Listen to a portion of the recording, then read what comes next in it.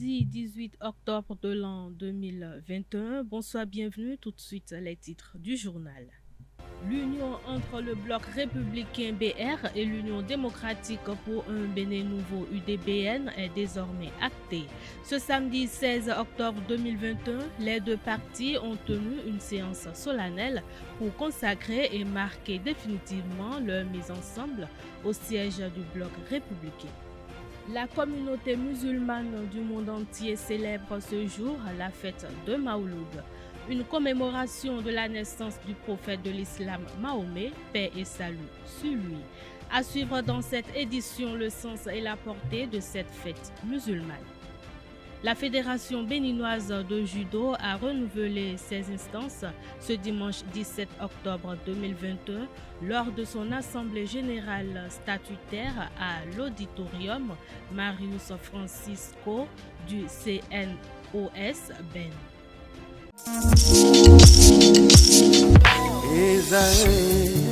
Étudiantes, étudiants, parents d'élèves, nouveaux bacheliers, vous recherchez une école adéquate de formation professionnelle et pratique pour vos études supérieures? Une seule référence, ESAE. ESAE vous offre des demi-bourses et réductions dans toutes ces filières. Waouh!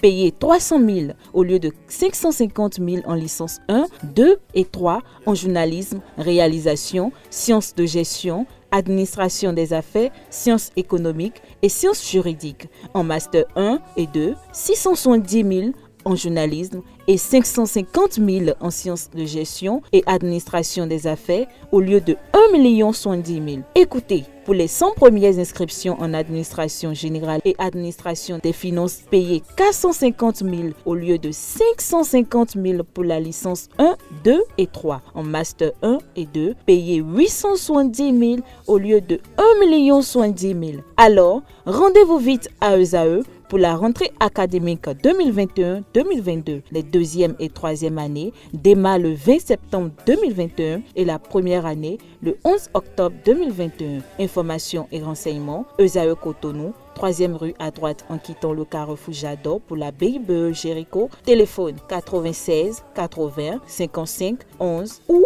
98 98 14 00 ou encore 90 93 65 21. ESAE, l'excellence à un an.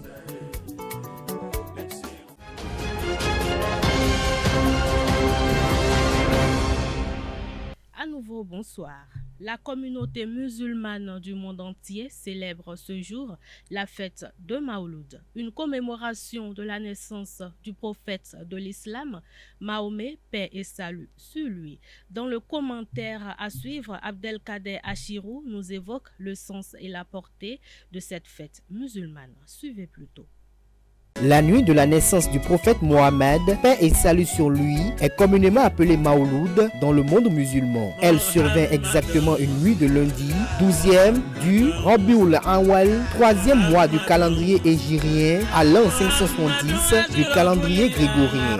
Cette naissance eut lieu dans un contexte historique et géopolitique sans précédent. Elle survient dans un monde enténébré et plongé dans une ignorance profonde d'Allah. Les peuples avaient oublié les messages des prophètes envoyés auprès d'eux, s'adonnant à des pratiques dignes du paganisme et de l'animisme qui les éloignaient de plus en plus d'Allah. Le prophète Mohammed Rasulullah, dans la lignée apostologique, est le sceau des prophètes, mais il est aussi le guide des envoyés. Sa seigneurie et son éminence sur l'ensemble des prophètes et par extension sur l'ensemble du genre humain sont indubitablement reconnus. Une coutume qui puise sa légitimité de la connaissance du rang du prophète auprès d'Allah et de la miséricorde dont il est porteur, ainsi que des faveurs découlant du service qu'on lui rend, que les pieux ont tenu à célébrer cette nuit, espérant s'attirer les grâces et les bienfaits liés aux largesses qu'Allah a gratifiées aux prophètes.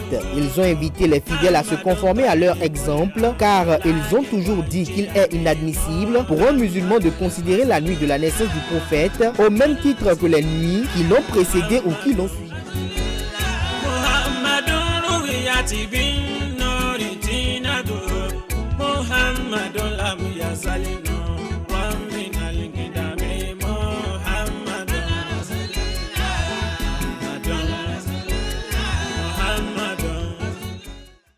Le réseau international des femmes entrepreneurs a initié une campagne de sensibilisation au dépistage du cancer du sein le samedi 16 octobre 2021. Cette activité qui a eu lieu à Blue Zone à Cotonou a permis aux participantes d'en savoir plus sur le cancer du sein et de se faire dépister gratuitement.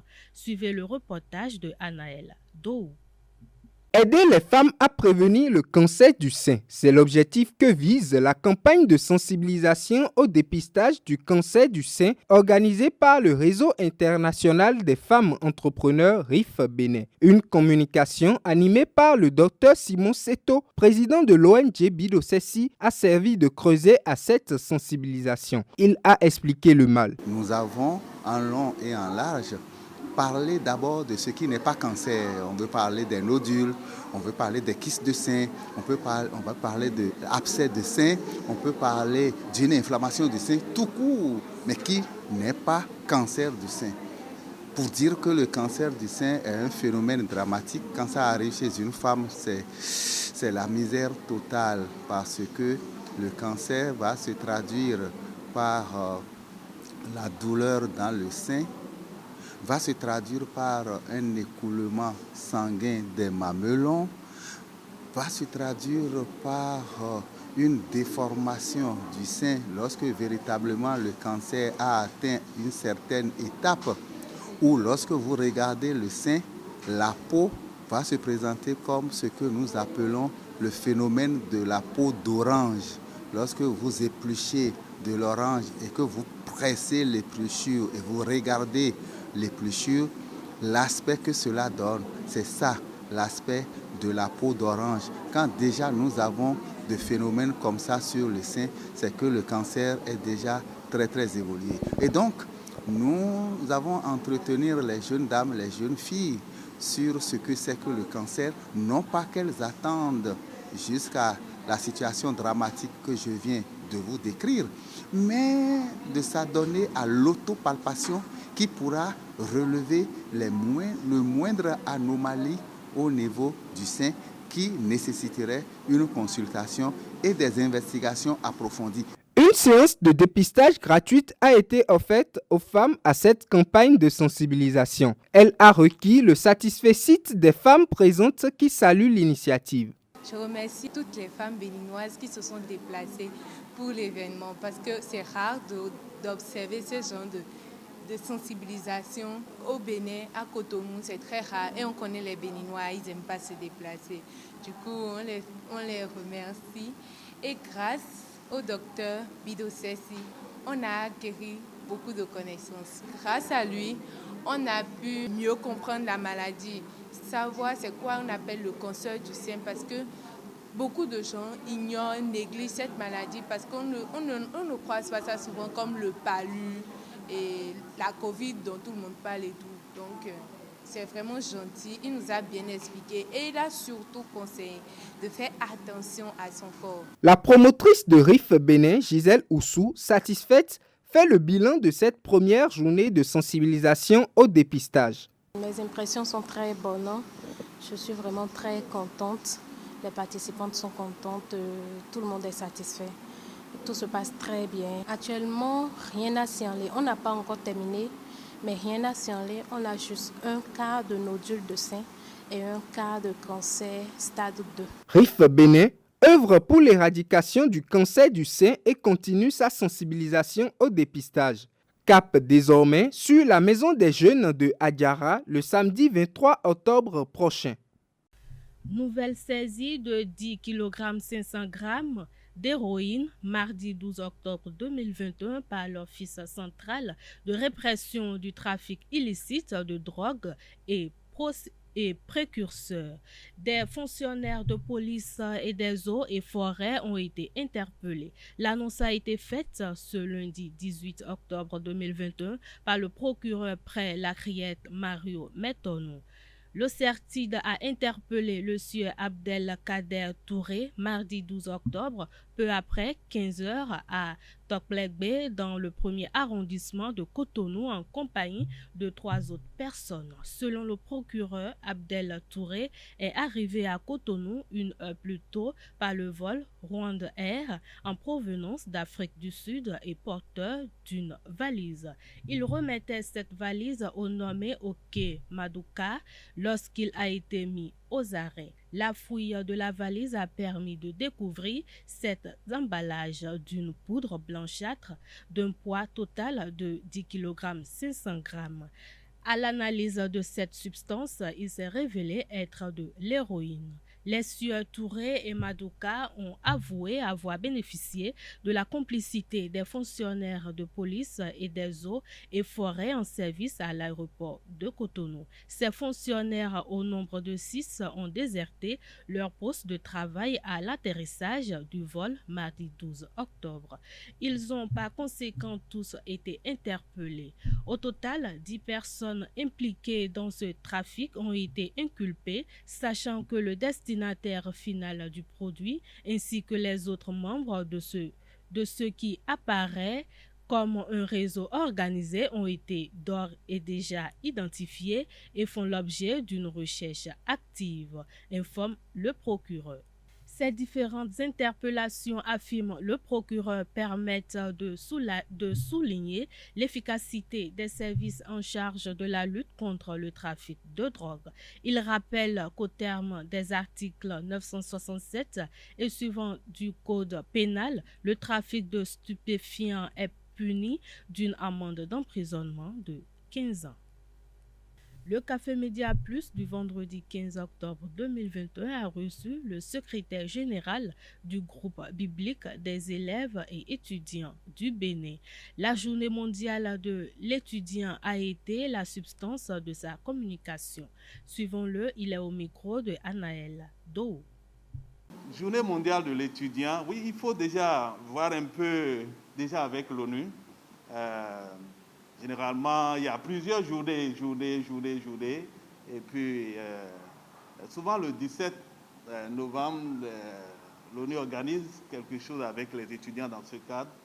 Et donc, mais un mois plus tôt, pratiquement aujourd'hui, nous sommes le 15, dans plus de 170 pays au monde, les étudiants se sentent concernés par cette activité. Cette activité dénommée Journée mondiale de l'étudiant. Mais je reprécise que cette activité est pilotée par un mouvement international. En français, nous parlons de l'Union internationale des groupes bibliques universitaires. Et en anglais, on parle de l'IFES, International Fellowship of Evangelical Students. Alors donc, c'est dans le cadre des activités de l'IFES que le GBEB, qui y est affilié, organise aussi au Bénin la Journée mondiale des étudiants. Et il faut dire que quand on prend de façon générale, que ce soit les 8 objectifs du développement mondial, que ce soit les ODD avec les 17 priorités, la question de l'éducation préoccupe dans toutes les nations. Et j'ai lu dans un des extraits du programme d'action du gouvernement, ce qui suit, je vous donne lecture pour être un peu plus exact. Il dit « Seule une éducation de qualité orientée vers le développement permettra de fournir les compétences nécessaires au système productif pour réaliser la transformation structurelle de l'économie du pays. C'est aussi le renforcement du capital humain de notre nation qui permettra le décollage économique du pays. » Quel est le lien avec la Bible? Quand on prend le développement, quand on prend la science, il faut tout simplement reconnaître que la science est un don de Dieu. Et donc, on ne peut pas être dans le développement, on ne peut pas être dans la science et enlever Dieu. Et l'Union internationale des groupes bibliques universitaires a comme leitmotiv transformer l'étudiant pour la vie. Et les ODD, sont pilotés par un programme, et le programme est ainsi intitulé « Transformer notre monde, le programme de développement durable à l'horizon 2030 ». Alors, donc, on est tous dans une dynamique de transformation. Le groupe biblique universitaire voudrait voir des étudiants transformés pour la vie, et on se rend compte que les ODD aussi sont dans ce cadre-là. Donc voilà pourquoi on s'est dit, on est concerné par les questions de développement, et donc les groupes bibliques mènent des activités dans ce sens au niveau universitaire. Le parti politique La Nouvelle Alliance LNA a tenu son congrès constitutif samedi 16 octobre 2021 à la salle d'alphabétisation de Parakou. La Nouvelle Alliance LNA est portée sur les fonds baptismaux à l'issue des travaux de son congrès constitutif tenu samedi 16 octobre 2021 à la salle d'alphabétisation de Parakou. Un bureau exécutif de 43 membres a été mis en place. La ligne idéologique du parti LNA est le social-libéralisme. Au regard de cette idéologie, la Nouvelle Alliance n'est aujourd'hui ni un parti de l'opposition politique, ni un parti de la mouvance présidentielle, encore moins un parti centriste. À la différence des bords politiques existants, le positionnement du parti est fait exclusivement sur une base idéologique. Quant à l'objectif du parti, il consiste à conquérir et à exercer le pouvoir d'État dans l'intérêt supérieur de la nation, informe le communiqué rendu public à l'issue du congrès constitutif. La LNA est présidée par Théophile Yarou, ancien ministre de la Défense de Yaï et ex-membre du parti Force Kori pour un Bénin émergent FCBE. L'union entre le bloc républicain BR et l'Union démocratique pour un Bénin nouveau UDBN est désormais actée. Ce samedi 16 octobre 2021, les deux partis ont tenu une séance solennelle pour consacrer et marquer définitivement leur mise ensemble au siège du bloc républicain. Fusion officielle du bloc républicain et de l'Union démocratique pour un Bénin nouveau. L'accord de leur mise ensemble a été signé par la présidente du Haut Conseil de l'Union démocratique pour un Bénin nouveau, UDBN, Claudine Afiavi Prudencio, et Abdoulaye Biotchane, secrétaire général national du bloc républicain. La signature de l'accord de mise ensemble intervient après le congrès de l'UDBN tenu vendredi 15 octobre 2021 à Cotonou. Nous sommes venus au bloc républicain pour changer de rang au bloc républicain parce que notre souhait est que le bloc républicain soit le premier parti au Bénin, a déclaré Madame Claudine Prudencio. L'atelier Gospel for Talking Drum organisé au Centre culturel Yes Papa la semaine dernière a donné l'opportunité au percussionniste Gabin Assoumamou de préciser l'apport enrichissant du jazz à la musique locale. Il est au micro de Carles Kitome. Moi, j'étais le musicien vraiment qui ne connaissait rien dans le jazz. Pour moi, le jazz, en ce moment, c'était la musique du désordre. Mais en vérité, quand j'ai découvert le jazz ici, au SOWAT, à Cotonou, parce que j'étais à Parakou, je jouais de la trompette, mais je jouais de la batterie aussi. Mais ici, j'ai commencé à jouer de la batterie, à côtoyer les jazzmen. Et c'est quelque chose qui est étrange, mais qui est très intéressante, le jazz. C'est le système dans lequel vous pouvez développer toutes les musiques. Toutes les musiques. Et ça vous amène, si vous jouez déjà la musique béninoise et que vous comprenez bien le jazz, c'est comme si vous avez eu un grand plus à ce que vous connaissiez déjà.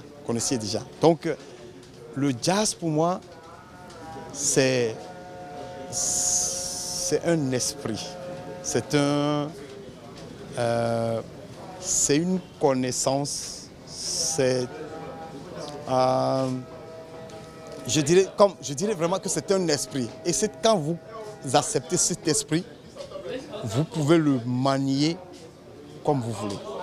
Tout à l'heure, j'ai expliqué, quelqu'un qui m'a posé la question. Bon, mais si on dit le jazz, on n'a pas dit le jazz. Si on fait telle musique, comment on peut faire pour que ça devienne jazzy, comme on dit dans notre thème? Donc, on l'a démontré. J'ai pris un truc simple, on l'a joué funk, on l'a joué reggae, on l'a joué makossa, on l'a joué ndombolo, et puis on l'a joué jazz, et ça a complètement changé. C'est-à-dire, ce plus que nous avons amène, c'est comme par exemple, vous avez une opportunité de gagner un salaire de peut-être 100 000 le mois, mais vous avez étudié quelque chose en plus. Et quand vous avez avec ce diplôme, ce diplôme vous amène à gagner 300 000. C'est ça le jazz pour moi. Le jazz, c'est carrément un esprit. Et cet esprit me permet de pénétrer toute musique. À présent, l'actualité hors de nos frontières à travers la page Inter. Les gardes-côtes algériens ont repêché 4 corps et intercepté 13 migrants qui se trouvaient à bord d'une embarcation qui a chaviré au large des côtes algériennes, a indiqué dimanche 17 octobre le ministère de la Défense. Le communiqué ne précise pas la nationalité des victimes, mais le plus souvent, il s'agit d'Algériens, écrit l'AFP. En dépit des naufrages et des risques mortels de la traversée de la Méditerranée, ces brûleurs algériens qui détruisent leurs documents d'identité sont de plus en plus nombreux à prendre la mer en direction habituelle des côtes espagnoles. Un incendie s'est déclaré dans la matinée de ce lundi 18 octobre dans la plus grande raffinerie de pétrole au Koweït. Les pompiers ont réussi à le maîtriser environ 2 heures après l'avoir annoncé. Le sinistre n'avait interrompu ni les opérations du site ni les exportations d'or noir. Après avoir assuré dans un premier temps que personne n'avait été blessé, la compagnie nationale de pétrole du Koweït a tweeté que quelques travailleurs ont été légèrement blessés et d'autres ont eu du mal à respirer après avoir inhalé des fumées. La coalition militaire dirigée par l'Arabie Saoudite au Yémen a affirmé ce dimanche 17 octobre avoir tué plus de 165 rebelles houthis dans de nouveaux raids au sud de la ville stratégique du Marib où les combats ont fait environ 1 millier de morts ces derniers jours. Les frappes ont détruit 10 véhicules militaires et tué plus de 165 éléments terroristes au cours des 24 dernières heures, a déclaré la coalition dans un communiqué diffusé par l'agence officielle SPA. L'ancien secrétaire d'État sous George Bush, Colin Powell, est décédé à l'âge de 84 ans de complications liées au Covid-19, a annoncé sa famille ce lundi 18 octobre. Nous avons perdu un mari, un père et grand-père remarquable et aimant et un grand Américain, ont-ils déclaré dans un communiqué. Powell a été le premier Afro-Américain à avoir occupé le poste de chef d'état-major des armées avant de devenir chef de la diplomatie américaine sous la présidence républicaine de George Bush. L'Union européenne a exporté plus d'1 milliard de doses de vaccins anti-Covid-19 en l'espace de 10 mois vers plus de 150 pays, a annoncé ce lundi la présidente de la Commission européenne dans une courte vidéo diffusée en ligne. Les 27 ont notamment livré à ce jour environ 87 millions de doses aux pays à faible et moyen revenu par l'intermédiaire du programme international COVAX piloté par l'ONU, et l'UE leur donnera au cours des prochains mois au moins 500 millions de doses supplémentaires. À présent, la page sport. La Fédération béninoise de judo a renouvelé ses instances ce dimanche 17 octobre 2021 lors de son assemblée générale statutaire à l'auditorium Marius Francisco de CNOS Ben. À l'issue des élections, Anissé Glito a rempli avec tous les membres de son bureau. Reportage Setondé Larios Adjagbeno. Anissé Glito va poursuivre l'œuvre de développement du judo au Bénin pendant l'Olympiade 2021-2025. Les judokas lui ont renouvelé leur confiance et à l'ensemble de son bureau au thème de l'Assemblée générale élective à l'auditorium Marius Francisco. Mes profondes gratitudes à vous pour la confiance que vous avez placée en l'équipe que je préside, en nous confiant une fois encore la destinée de notre chère fédération. Oui, un nouveau bureau ayant pour composition les membres du bureau sortant, mais avec une nouvelle perception et une nouvelle aspiration. Pendant les 4 prochaines années, le comité exécutif va non seulement s'atteler à se conformer aux exigences institutionnelles, mais aussi et surtout créer des cadres pour l'émulation des talents. Chers judokas, une ère nouvelle s'ouvrira à nous au cours de ce mandat 2021-2025, avec des enjeux majeurs, notamment la révision des tests qui régissent notre fédération conformément aux instances faîtières, la création de nouvelles ligues, la vulgarisation du judo à travers l'organisation régulière des compétitions dans toutes les catégories d'âge, et ce, dans plusieurs régions de notre pays, sans oublier bien évidemment la compétition des vétérans qui connaîtra le jour pour la première fois dans notre pays. Le renforcement des capacités techniques de nos entraîneurs, arbitres et commissaires sportifs. La participation régulière aux compétitions continentales, voire mondiales. Les acteurs du judo béninois ont reçu le soutien des instances faîtières nationales lors de ces assises. Je remercie tous les judokas ici présents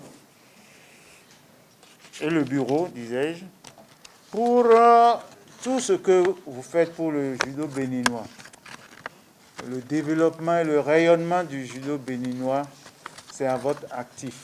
Au nom de Monsieur le ministre des Sports, je saisis cette occasion pour adresser mes vives félicitations aux membres du comité exécutif fédéral et à tous ceux qui, de près ou de loin, ont œuvré pour l'effectivité de la présente Assemblée générale élective. Avec une participation aux 2 derniers Jeux olympiques, le judo est l'une des disciplines qui révèle le Bénin à la face du monde. Toujours au niveau institutionnel, les membres de la famille du mouvement paralympique ont accordé un nouveau mandat à Abdelrahman Ourou Barret le samedi dernier. Il s'engage à opérer les réformes nécessaires pour la mise en place de la fêtière des sports pour personnes handicapées, le Comité national paralympique du Bénin. J'ai le sentiment de travail non achevé. Comme je l'ai dit tout à l'heure avant le vote, je nourris l'envie et je suis déterminé, disposé à continuer sur les chantiers ouverts et prospérer d'autres chantiers aussi. Cela veut dire que nous avons beaucoup de choses à faire, notamment les réformes pour faire du mouvement paralympique un mouvement qui puisse donc sur le plan continental et mondial parler au nom du Bénin. Je m'évertuerai dans les jours, mois, années à venir à faire en sorte que lorsque nous allons aux Jeux paralympiques, que ce ne soit pas avec des délégations chétives. Pour les derniers Jeux paralympiques Tokyo 2020, pour une première fois, nous avons pu envoyer une délégation composée de 4 personnes. L'envie de voir augmenter ce nombre m'habite actuellement.